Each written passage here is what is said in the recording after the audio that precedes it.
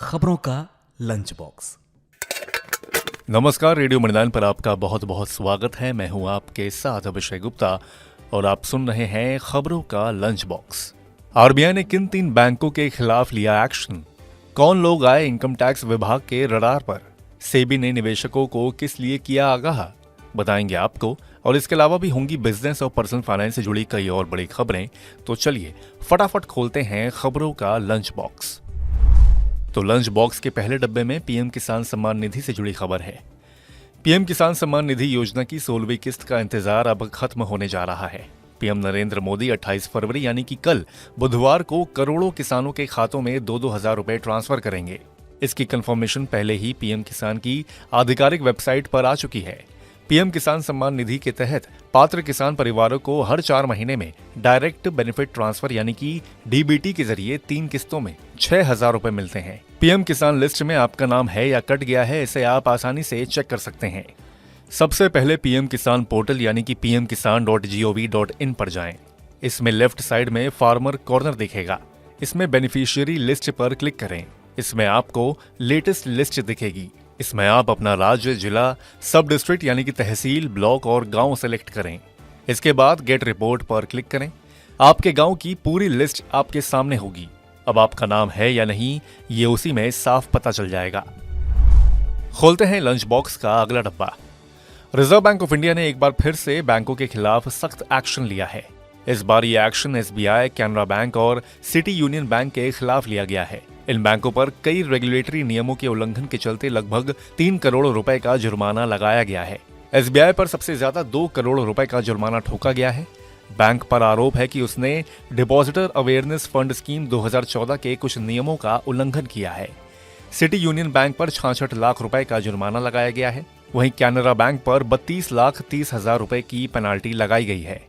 इन फैसलों का बैंकों के कस्टमर पर कोई असर नहीं पड़ेगा। अब देखते हैं कि लंच बॉक्स के अगले डब्बे में क्या है। मोबीक्विक ने अपने प्लेटफॉर्म पर एक नई सर्विस पॉकेट यूपीआई की घोषणा की है, जो यूजर्स को अपने बैंक खाते को लिंक किए बिना यूपीआई पेमेंट करने की परमिशन देगा। इस सुविधा का मकसद धोखाधड़ी को कम करने के साथ साथ बैंक स्टेटमेंट से जुड़े मिसमैनेजमेंट को कम करना है। MobiKwik pocket UPI service UPI light की तरह एक वॉलेट बेस्ड पेमेंट ऑप्शन है, जहां यूजर्स इसमें कुछ अमाउंट लोड करते हैं और किसी भी यूपीआई क्यूआर कोड को स्कैन करके या फोन नंबर पर पैसे भेज सकते हैं। पॉकेट यूपीआई का इस्तेमाल करने के लिए सबसे पहले वॉलेट यूपीआई आईडी बनाएं, फिर डेबिट कार्ड, क्रेडिट कार्ड या बैंक अकाउंट से मोबीक्विक वॉलेट में अमाउंट ऐड करें और अब वॉलेट बैलेंस के साथ यूपीआई भुगतान करना शुरू करें। इनकम टैक्स विभाग को ऐसे कई टैक्स पेयर्स की जानकारी मिली है जिनके इनकम टैक्स रिटर्न में दी गई जानकारी और थर्ड पार्टी से मिले ब्याज, डिविडेंड का उनकी इनकम से मिसमैच पाया गया है। ऐसे मामलों में कई ऐसे भी टैक्स पेयर्स हैं जिन्होंने इनकम टैक्स रिटर्न नहीं दाखिल किया है। इनकम टैक्स विभाग ने ऐसे टैक्स पेयर्स की पहचान की है। इस मिसमैच को दूर करने के लिए इनकम टैक्स विभाग टैक्स पेयर्स को ई फाइलिंग पोर्टल पर जाकर इसे ठीक करने का मौका दे रही है। टैक्स पेयर्स को एसएमएस और ईमेल भेजकर मिसमैच की जानकारी दी जा रही है। विभाग ने बताया है कि इस मिसमैच को ठीक करने के लिए ई वेरिफिकेशन 2021 स्कीम को लॉन्च किया गया है। इसमें ई फाइलिंग वेबसाइट eportal.incometax.gov.in में कंप्लायंस पोर्टल में ऑन स्क्रीन सुविधा दी गई है, जिससे इस मिसमैच को ठीक किया जा सके। इनकम टैक्स विभाग ने बताया कि फिलहाल वित्त वर्ष 2021-22 और 2022-23 के मिसमैच से जुड़ी जानकारी कंप्लायंस पोर्टल पर अवेलेबल है। साथ ही कहा है कि जो टैक्स पेयर्स ई फाइलिंग वेबसाइट पर रजिस्टर्ड नहीं हैं, उन्हें रजिस्टर करना होगा। जो टैक्स पेयर्स मिसमैच को ठीक करने में असमर्थ हैं, वो अपडेटेड इनकम टैक्स रिटर्न के जरिए इनकम की सही रिपोर्टिंग कर सकते हैं। अब खोलते हैं लंच बॉक्स का अगला डब्बा। शेयर बाजार के रेगुलेटर सेबी ने निवेशकों को चेतावनी देते हुए ऐसे लोगों से सावधान रहने को कहा है जो खुद को सेबी के पास रजिस्टर्ड फॉरेन पोर्टफोलियो इन्वेस्टर्स यानी कि एफपीआई का कर्मचारी या उससे जुड़े होने का बताकर ट्रेडिंग से जुड़ा वायदा करते हैं। सेबी ने कहा है कि एफपीआई का इन्वेस्टमेंट रूट कुछ रियायतों को छोड़कर भारतीय नागरिकों के लिए अवेलेबल नहीं है। सेबी ने प्रेस रिलीज जारी कर कहा कि उसे ऐसी कई फर्जी ट्रेडिंग प्लेटफॉर्म्स की शिकायतें मिली हैं जो ये क्लेम करते हैं कि वे सेबी के पास रजिस्टर्ड एफपीआईज के साथ जुड़े हैं।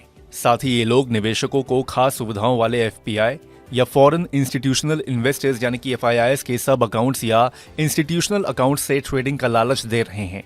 सेबी ने आगाह किया है कि ट्रेडिंग में संस्थागत खाते का कोई प्रावधान नहीं है और इक्विटी बाजार में ट्रेड के लिए निवेशकों को सेबी के पास रजिस्टर्ड ब्रोकर ट्रेडिंग सदस्य और डीपी के साथ एक ट्रेडिंग और डीमैट खाता खोलना बेहद जरूरी है। पेटीएम के सीईओ विजय शेखर शर्मा ने अपने पद से इस्तीफा दे दिया है। विजय शर्मा ने पेटीएम पेमेंट्स बैंक के नॉन एग्जीक्यूटिव चेयरमैन और बोर्ड मेंबर का पद छोड़ दिया है। पेटीएम की पेरेंट कंपनी 197 कम्युनिकेशंस ने सोमवार 26 फरवरी को स्टॉक एक्सचेंजों को यह जानकारी दी।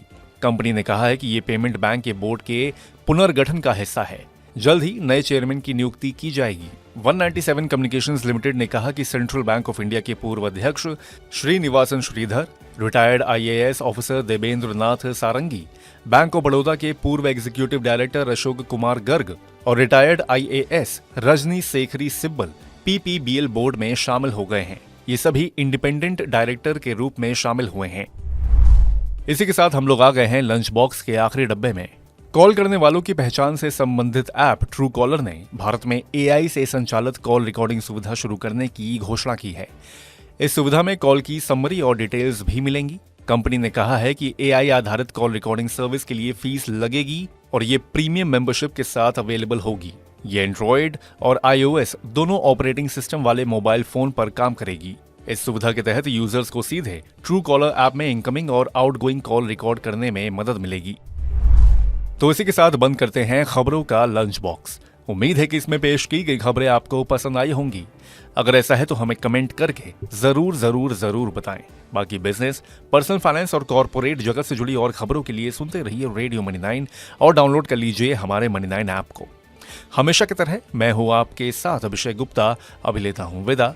धन्यवाद। खबरों का लंच बॉक्स।